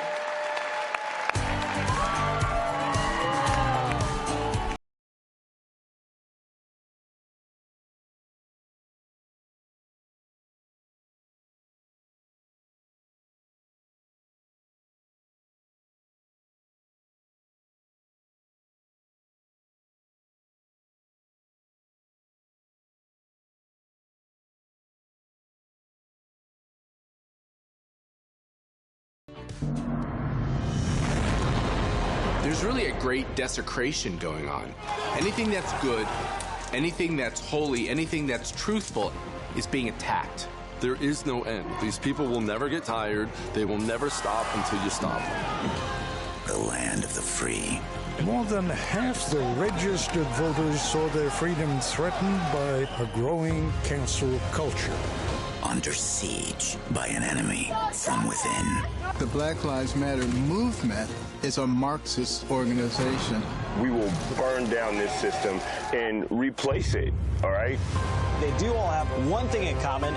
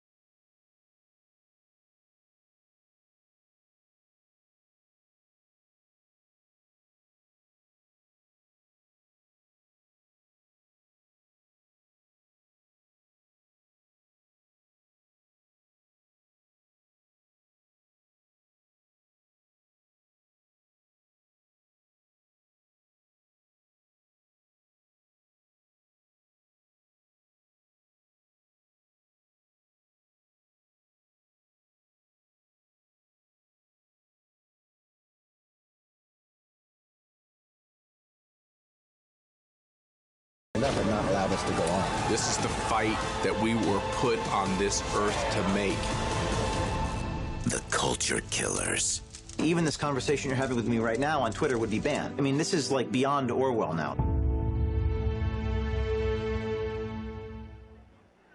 Ladies and gentlemen, please welcome from the Commonwealth of Pennsylvania, Representative Scott Perry.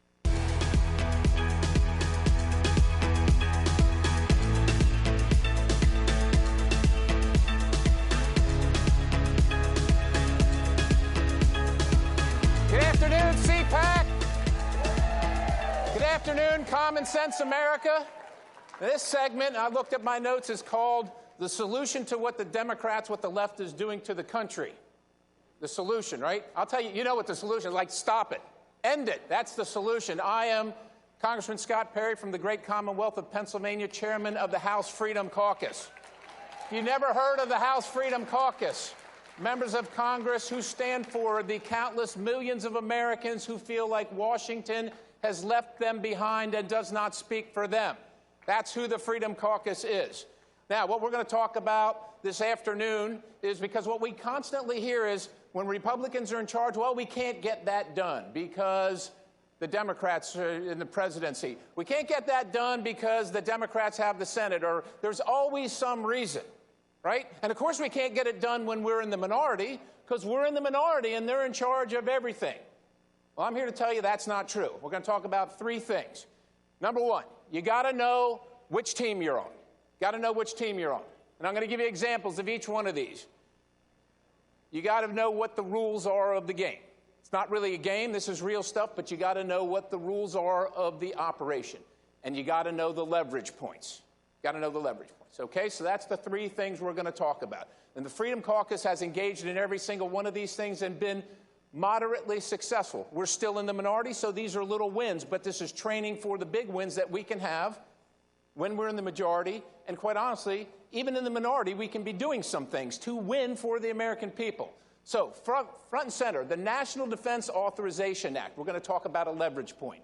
National Defense Authorization, that's where we spend the money and figure out the policy for your military that you pay for.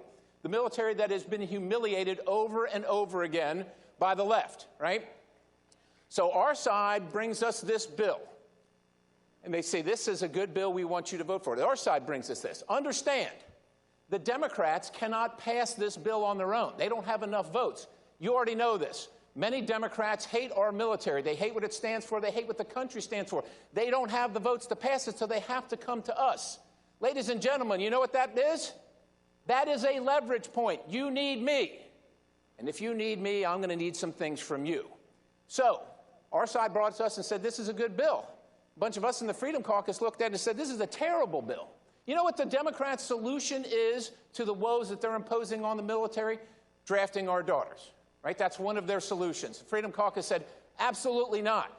Absolutely not. We're going to take an official position. We're going to let the world know. We're going to let everybody know, and then you're going to call your representative, your senator, you're going to say, do not vote for that. And it's exactly what happened. And they took that out of the bill. That's a small win, but it's a win. In the same bill, vax mandates, you know that we're recruiting below 50% right now. Can't replace people in the military because imposing the vaccines, right? So we got Senator Lee. He went to leadership over there and said, we need a bill, a standalone bill to end the vaccines before we vote on the NDAA. Now listen to the math here. Listen to the math. So 7 senators did not show up for the vote. 4 Republican, okay? 46 Republicans voted yes. 47 Democrats voted no. We lost by 1. Lost by 1. 2 of those 4 Republicans that didn't show up were there earlier in the day. Ladies and gentlemen, it's a leverage point. You got to know who your team is, and you got to be in the fight. We could have won by 1. We could have won by 1 if we were in the fight. You know this, and I know this. You miss 100% of the shots you don't take. But we can win. We can win if we fight, if we're willing to fight. Let's move on to the next one. We're in the great state of Texas. We're in the great state of Texas. So the red flag law that came out of the Senate and came to the House of Representatives, Senator Cornyn, not only, look, we understand that sometimes you got a bad vote, you got a bad situation, you got to vote on something. but don't help them write the bill and don't co-sponsor the bill, right? So that's what happened. Senator Cornyn does that, and a bunch of Republican senators follow him on this thing, this red flag law that takes away your right to due process. And then it comes to the House. And then House members say, well, look, a bunch of Republican senators voted for this, so this must be okay. And our leadership says to us, well, we're going to recommend a no vote. Recommend a no vote? Whose side are you on? Whose team are you on? So Freedom Caucus says, no, no, no, no, no. We want you to whip against it and let the American people know this is an awful bill. They finally came around. They finally came around and ripped again. It's a small victory, but it's a victory, and we can win some of these things. Now, we lost a few, right? Adam Kinzinger voted yes. Liz Cheney voted yes. They're not coming back. Adam Kinzinger not coming back, and Liz Cheney's going to lose in about a week and a half, right? Leverage and knowing what team you're on, all right? Speaking of Liz Cheney, 2 years ago, the House Freedom Caucus went to our leadership and said, she's got to go. She does not speak for us. She's coming out against Republican members because she disagrees with their votes. She's got to go. We tried to force a vote. And our leadership said we should be honored to have Liz Cheney in our conference leading us. That's what they said, right? We brought it back in February of 2021, brought the issue back. And our leadership went out and got the votes, 145 extra votes for her to stay the conference chair. What, 3 months later? 3 months later, she was voting for impeachment and working with the Democrats setting up the J6 committee. We finally got our leadership to kick her off that leadership position. You can get small victories, but you've got to have some leverage, and you've got to be willing to fight. That's what has to happen. So we talked about leverage, talked about knowing what team you're on, knowing what team you're on. Ladies and gentlemen, everybody that runs for Congress, they ran because they knew something was messed up in Washington. They know the same thing you know, right? They didn't go there to do the same things over and over again, yet that's what happens. That's exactly what happens. So now we're going to talk a little bit about the rules. The rules of the operation and what we can do, because we've got some things coming up. So we have rules in the House of Representatives that we operate by. Nancy Pelosi, the Speaker of the House, has instituted what's called martial law. So she can bring a bill to the floor, never gone through committee, no notice on the day you're going to vote on it. And she does that kind of stuff. I got a news flash for you. Our side would like to do the same thing as well, because what they want you to have is what you have now, which is the illusion of representative government. The illusion of representative. You think your representative's going to Washington, D.C. on your behalf, and she's working on the bills, and they're up late at night working on the language and changing some things and all this stuff. Not happening. Not happening. Here's how it goes. The Republican ranking member gets together with the chairman, the Democrat chairman in the House, and they get together with the chairman and the ranking member in the Senate, and they work out what's called a four corners deal. Four corners deal. You're not involved. Here's where you get involved. They bring it to the floor, and then they come to you and they say, we need you to vote. We need you to vote on this, and there's an agreement. There's an agreement in place. And if you're a Freedom Caucus member, whose name is Perry, you say, well, Mr. Chairman, I don't have an agreement. I wasn't in the room. So I'm going to have to be no on the bill. And that's where the problems start. Ladies and gentlemen, the rules are important. Here's what we have coming up, right? So we talked a little bit about what has happened. We're going to come back in September. The Democrats don't have the votes to pass the appropriations, how we spend your money. They don't have the votes. You know what that means? We got a leverage point, right? What we can't have, what we cannot have is Republicans voting for that, because here's what they're going to want to do. They know the cavalry's coming because you're sending them, right? Just over the horizon, here comes the Republican Party, new representatives coming. You saw some of them out here on the floor, on the stage, right? They're coming. The Democrats are going to say, do a continuing resolution, be with us on this, into, I don't know, let's say December. Now, what's going to happen on November 8th? They're all going to lose their election, and Republicans are going to take over. But they're still going to be in office until they get sworn in January. It's called the lame duck session. And then they're going to pass something horrific that we're going to have to deal with into the next year, spending and policy. Republicans cannot help them. Cannot help them. That's the leverage point. In September, we have to say no. You people wanted the majority. God bless you, you have it. You pass it without our help. You pass it. Republicans cannot cave in on this leverage point. What it takes is courage. Simple word, it's courage. Ladies and gentlemen, the rules. You're going to see in about a month or so, you're going to start hearing about the rules of how we conduct business. How we conduct business in the House. And I talked to you a little bit about martial law and all those things. So what we're going to ask for, and we need Republicans to vote for this so that they can participate, so they don't have to take orders from leadership. Because you know who their leadership is? It's the citizenry. Not who's elected in Congress for leadership, not Liz Cheney's citizenry. So the rules would be, I'll give you just a couple examples. The majority of the majority. Any bill that we bring to the floor, any bill at all, has to have the majority of the majority. The Republicans are in the majority. If you can't get majority of Republican support for it, you can't run it. And you'd say to yourself, well, of course, that's obvious. Ladies and gentlemen, I served under John Boehner. I served under Paul Ryan. I can't tell you how many times they couldn't get the votes on the Republican side, so they went to the Democrats, and more of them voted for it than we did, and they will sell us out. We got to put that in the rules, ladies and gentlemen. It has to be in the rules. How about this? 72 hours to read a bill. It's in the rules right now. We waive it all the time. You know what? You just waive it. We say that doesn't matter anymore, and we just move the bills right to the floor. We want 72 hours. You know what? We want to read it. You know the other reason? We want you to read it. We want you to see it. We want to talk to you about what's happened. 72 hours, not waiverable, only in the case of emergency, with 3/4 of the conference agreeing that this is an emergency. And an emergency isn't, we want to run the bill before you've all read it. That can't be the emergency. And then finally, one that I really like, oversight. Oversight. We must conduct oversight, robust oversight. There's no reason that Jim Jordan shouldn't be peeling open the DOJ, shouldn't be peeling open Hunter Biden, shouldn't be peeling open the January 6th committee. There's no reason the committee I sit on, the Foreign Affairs Committee, isn't looking at Ukraine and Joe Biden and China. And finally, a thing called the Holman Rule. The Holman Rule. You're not familiar with it. I know this is inside baseball, but I just want you to get that in your mind because it allows members of Congress to strike out spending provisions one by one. And you know the other thing it does? It allows us to look at bureaucrats that work in the administration that we can't fire and take their salary down to $1. Now, I'm thinking Anthony Fauci, right?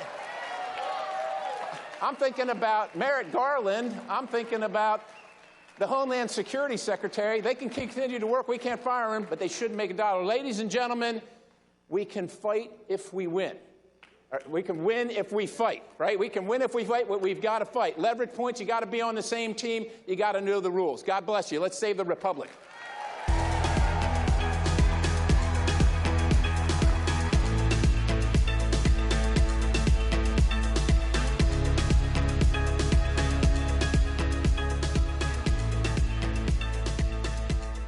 Mark Meckler, President of Convention of States. Like you, I love America. What I don't love is what's being done to her by the radical left. Our country's headed in the wrong direction. What we need is a plan. Founding fathers knew this would happen, and they wrote